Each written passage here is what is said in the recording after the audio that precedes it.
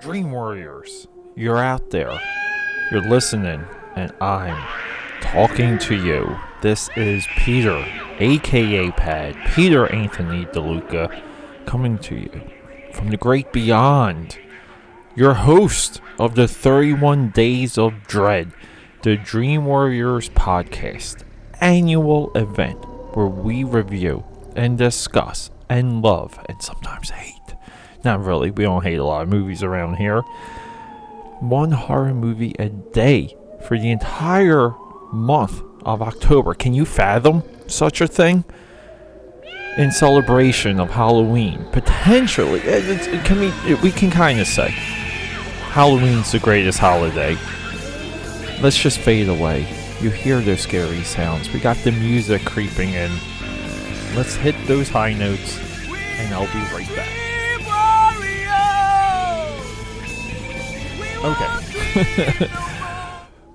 We gotta talk about some holidays. Welcome back, everyone. Well, hey, thank you. You guys have been with me, my warriors, my film-loving warriors. You guys have been with me for 23 days, and we're back on the march towards October 31st. Okay, because we love Halloween. It is the greatest holiday. Any holiday that you get candy.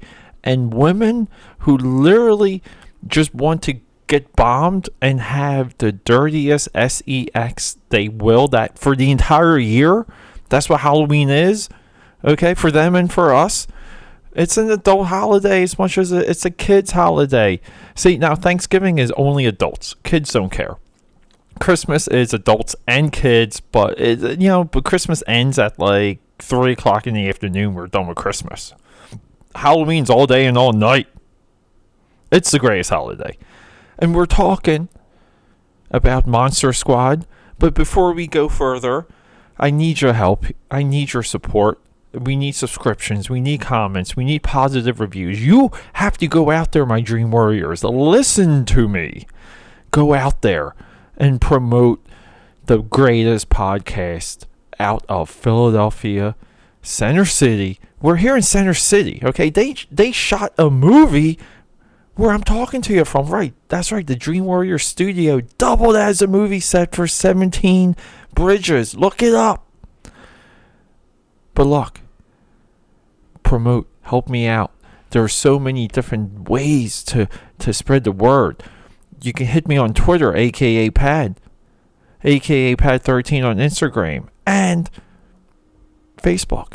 That's right, they're the same. And then we go back to AKAPAD onto the Snapchat. I do one theme a day there. There's all kinds of fun themes. Today's theme, you know what today's theme's going to be? I'm going to spoil it. Anyone that hasn't seen it yet, that follows me on Snapchat, too bad. I'm spoiling the theme.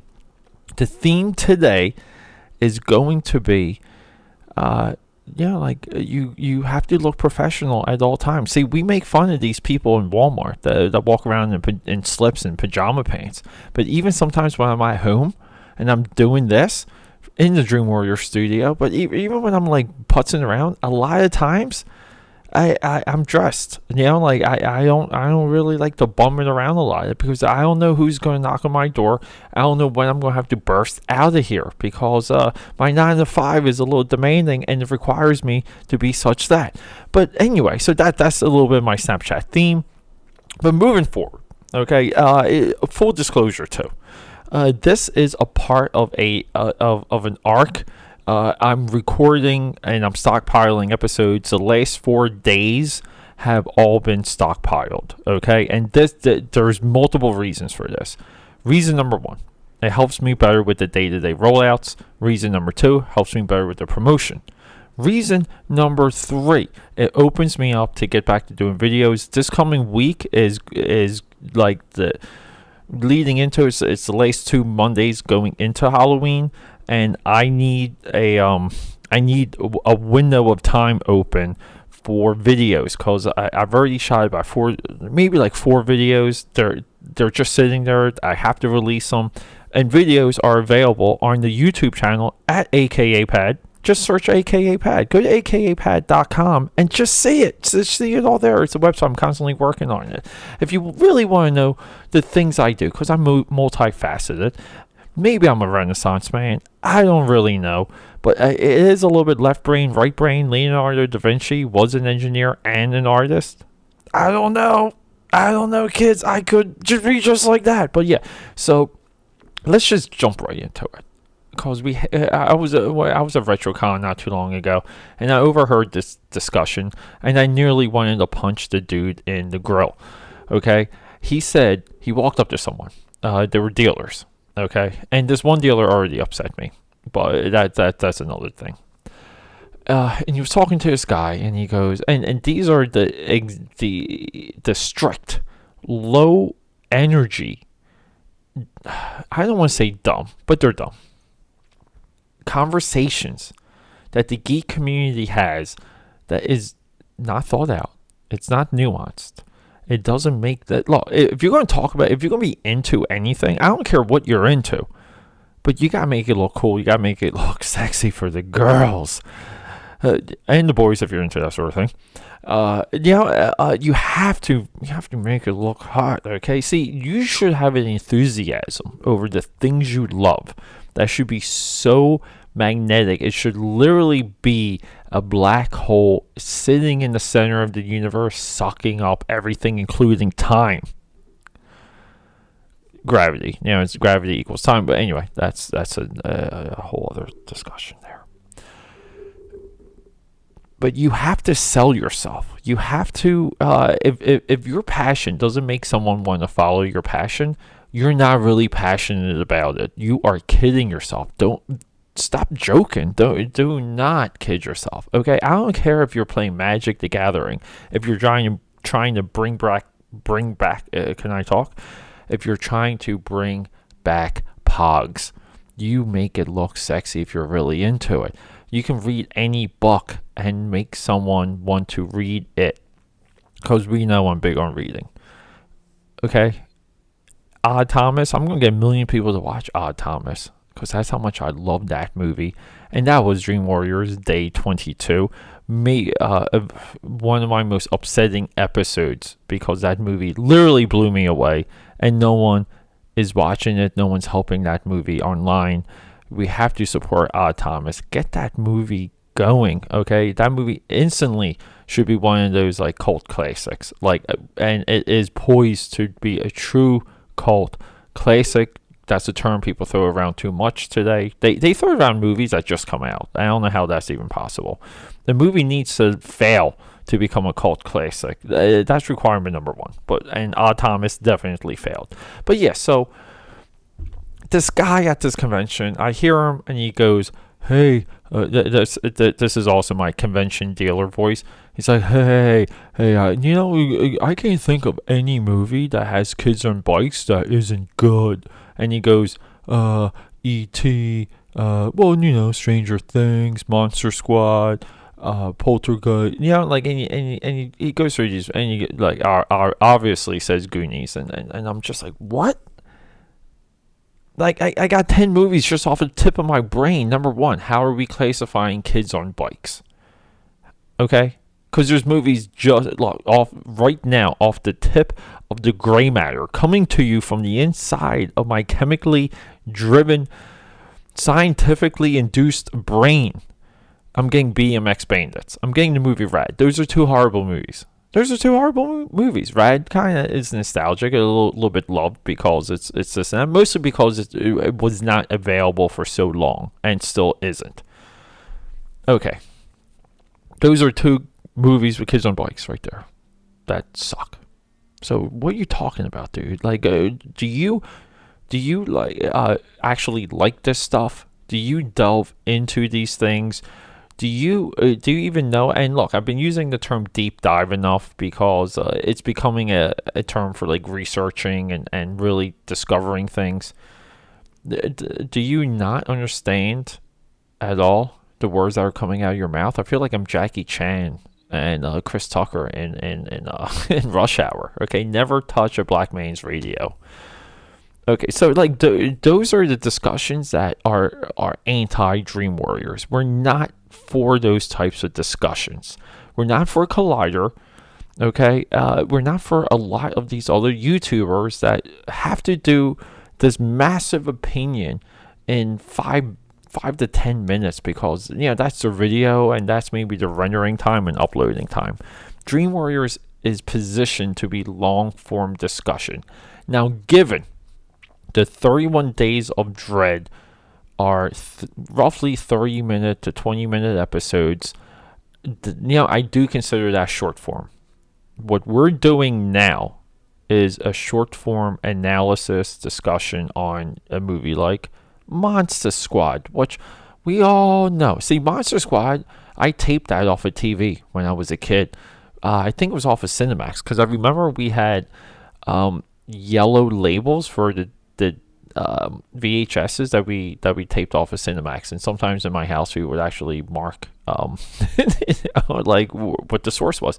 And for the source of Monster Squad, for anyone that loves ordering meaningless, endless crap online and getting it delivered within a day, Amazon, Monster Squad is available on stream right now on Amazon Prime.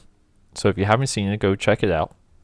Please do, because I think we want streaming to be as big as possible, because streaming is tomorrow, and we want all of our streaming platforms, Hulu, I'm looking at you, to be as successful and to be a giant entity and to move forward. We want real numbers, true numbers, to work through streaming, so we can get Avengers 4 released digital and in theaters at the same time, and then the theater going experience will just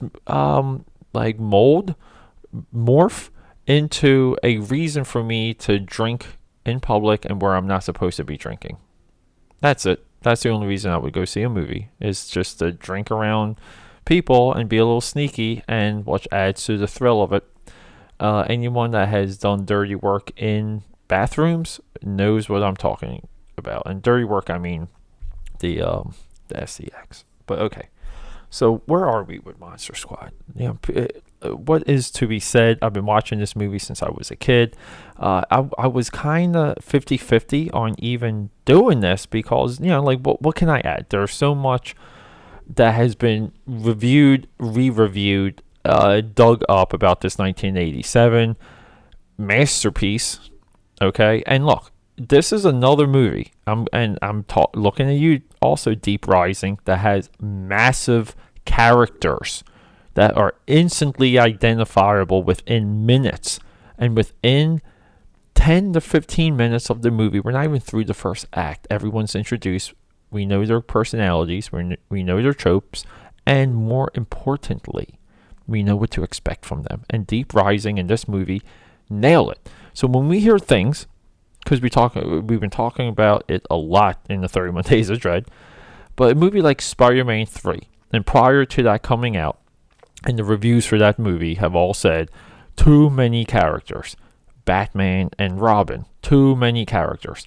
Is it too many characters, or are the other elements of the movie not coming through? Okay, now you guys know the answer to that question, just based on my pronunciation of the question, my enunciation of the pronunciation of the question. You guys know where I'm going, okay? Monster Squad perfectly sets it all up. We have kids obsessed with monsters, whose town gets invaded by monsters, who the fat kid kills the creature from the Black Lagoon with a shotgun in front of the kids that bully him. Yeah, okay, we have virgins. We have Van Helsing coming out of a portal at the end, fighting Dracula into the great beyond. Was this movie set up to be 10 movies? Was this movie supposed to have had a sequel? Was it supposed to have an action figure line? Was this movie supposed to be a lunchbox? 100% yes. Should this movie be remade? Let's play producer, because I believe that the rights are back at Paramount, and Michael Bay even tried to remake this movie. My boy. Oh, I would have loved if Michael Bay remade this movie. Okay. Yes, this movie should be remade in the 80s. Has Stranger Things taken away from that type of impact? No. I think the biggest takeaway that Stranger Things would have against this movie would be a potential soundtrack. If this movie can have a budget directed towards music, okay, we really would have something. This movie didn't really maybe have much of a budget and or the vision. Fred Decker, who just co-wrote The Predator that just came out this year. That guy's still in the game. Okay, he's a writer-director, and also co-writer Shane Black, who is maybe the second greatest screenwriter filmmaker. Okay, we talked about I said Paul Esterhazy, but it's Paul Schrader who is the greatest screenwriter director. I made that mistake a couple episodes ago. If you follow me on Twitter, I make these corrections all the time at AKAPAD. So we have Shane Black, Fred Decker, who like really come together. They tell a complex story with mythology, lore, with a hook, with meaning, and with stakes, pun intended, at the end. We have characters we care about. We have Burger King. Oh my God. Burger King right now has it's a nightmare sandwich that is on a green bun, and it has this like spicy sauce. I think it's spicy. A beef patty and chicken. And I'm waiting for it to become available. Okay, Burger King right now recently just became available on Grubhub and Dash. So yeah, and Burger King was always out of reach because even in Philly, it's roughly 8th and Market. It's towards Old City. I'm never at that part of town, but whenever I'm even in that, last time I was near that Burger King was a day. I think I walked about 8 miles that day. It was a day of drinking and bouncing around the city, and I literally walked from the Loft District all the way up through like South Street. So I went down Columbus Boulevard. It was a hell of an amazing day. Tons of alcohol. But I had my backpack with me, and I filled it up with Burger King. Had about 20 nuggets and 5 burgers, and ate it throughout the entire day. That's how much I love Burger King. Monster Squad and Back to the Future are my Burger King 80s shout-out movies, because I don't think any movie features the two as well as these two. But anyway, so thumbs up. Like, I love product placement in movies. I think it makes movies better. So Monster Squad comes out with a $12 million budget. Again, $12 million. Like, could there have been damage if you spent $100,000 for soundtrack? I don't know. Stain Winston was involved. He's the guy behind, again, like another Shane Black connection, behind Predator, the redesign of the Giger alien for Aliens, and Pumpkinhead, and he did some of the most realistic animatronic monkeys with Congo. His impact is endless. He used to have a really cool website, and it was Stain Winston and then Stain Winston Studios. And I think Stain Winston, he had like a course, almost like a special effects school. I used to be in awe at the Stain Winston website. It was this Flash website, and it had these cranes that came in like Terminator type arms that would like flip your menu system, and it was really cool. Again, in awe from it. But yeah, so we have the Stain Winston connection. Did all the money go to Stain Winston? I hope so, because the creature design versus what they could have done with the music to kind of set it in the era a little bit more. But like, why would you have to set a movie in the 80s if it was made in the 80s? Like, you really don't. So, which is why would you really even spend money? Because obviously they spend zero money on the music, because I didn't even realize this until this past viewing. But Monster Squad has maybe the worst credited song ever. The song at the end of the movie is I don't know what it is. I don't know if you could make that into a good song. But yeah, so we have Stain Winston, who delivers one of the all-time great versions of all of these creatures. The best version of Wolfman. Period. He's not a werewolf, he's Wolfman. Amazing Dracula. Amazing Mummy. A dead-on Frankenstein. And I almost want to say a nuanced creature from the Black Lagoon. Now, there's things that this movie has, like the issues with the movie are that, all these creatures are slow moving. So when they're slaughtering like police officers and just murdering people, you're kind of like, But other than that, Monster Squad hits on every single cylinder. You want to be the kids. You root for the kids. It's got attractive girls. It's got cool kids. There's a kid with this black leather jacket that I wanted to be when I was younger. When I would watch the VHS endlessly. Myself and my buddy Scott kind of found this movie together at the same time, and we loved Monster Squad. We loved Aliens. And then when Transformers the movie became available, we endlessly, because you couldn't buy it, but we endlessly rented Transformers the movie from a video store that we lived right down the street from. But Monster Squad is a staple, and it's a failure. And it is a failure when it came out. It is just like what I'm hoping to do with Odd Thomas, which is, it is a cult movie. It should remain a cult movie, but it should be brought back because we want these monsters together. We want these elements together. This stems from the thought that came up through Van Helsing, through that episode, which is the universal monsters should be revived. They should be revived and sustained. And we've dealt with failed revivals of this, failed revivals, with the Tom Cruise Mummy, and the Dark Universe. We at one time had like a Creature remake coming. It looked like we had good stuff with the Frankenstein, with Javier Bardem and what's her name? Salt. Who's this? Angelina Jolie. Okay. Yeah, we had them too as Frankenstein's Bride. I think if you appreciate movies, if you appreciate a movie that knows what it is, that knows where you are as an audience member, that is of a time, and it moves, and it's just stupid action. It's kind of funny. It takes itself seriously, but it kind of knows what it is too. It's that weird balance. Monster Squad is in rare form. If I could watch Goonies or Monster Squad, I would watch Monster Squad. If I could watch, if I could watch Stranger Things or Monster Squad, I would watch Monster Squad 5 times versus the 10 hours it takes me to go through Stranger Things. Yes, I'd like it that much more. Would I watch Monster Squad with no sound on while listening to my self-made Spotify playlist tomorrow night, my 80s playlist? Would I watch Monster Squad to my 80s playlist? Yes.